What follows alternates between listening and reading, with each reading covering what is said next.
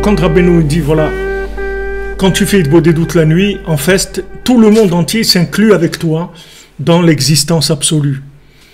Tout le monde entier s'inclut avec toi dans l'existence absolue. Vous vous rendez compte ce que ça veut dire? C'est-à-dire, vous vous levez la nuit, vous parlez avec Hachem, et le monde entier s'inclut dans l'absolu. C'est-à-dire que c'est ces gens-là qui font que le monde, il existe. C'est pas les joueurs de football. C'est ces gens-là qui font que le monde existe.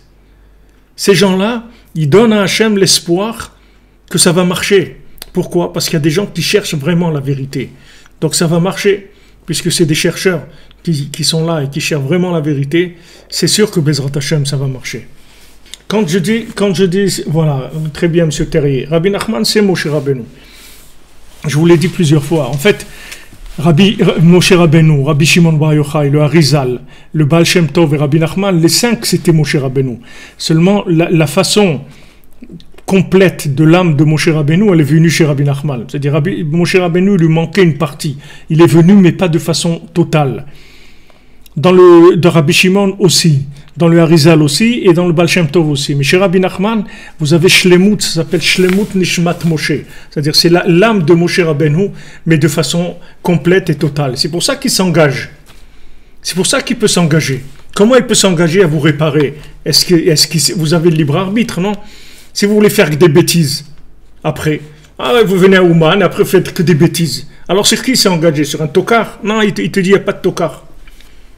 Ça n'existe pas un tokar. Tokar, c'est parce qu'il n'a pas les gens qui ont vu le bien qu'il y a en lui, c'est tout. C'est pour ça que c'est un tokar. Des tokars, ça n'existe pas. Des tokars, dans ce monde, ça n'existe pas. Peut-être au tiercé, il y a des tokars. Mais ici, dans ce monde-là, des gens qui sont des tokars, ça n'existe pas. C'est des gens qu'on n'a pas vu le bien qu'il y en avait en eux. Pourquoi on ne l'a pas vu? Parce qu'il n'y avait pas la Nishmat Moshe Bishlemut. Même Moshe Rabbeinu, il a voulu rapprocher le Erev Rav, il a voulu rapprocher... Et ils ne pouvaient pas, parce qu'ils n'avaient pas la force de voir le bien qu'il y avait en eux. Donc après, ils sont retournés, ils ont fait des bêtises. Mais celui qui a la force de voir le bien qu'il y a en nous, il nous répare complètement. On est réparé. On est déjà réparé. On n'a aucun problème. Maintenant, on fait ce qu'on peut. On remplit les sacs. On fait des choses, c'est tout.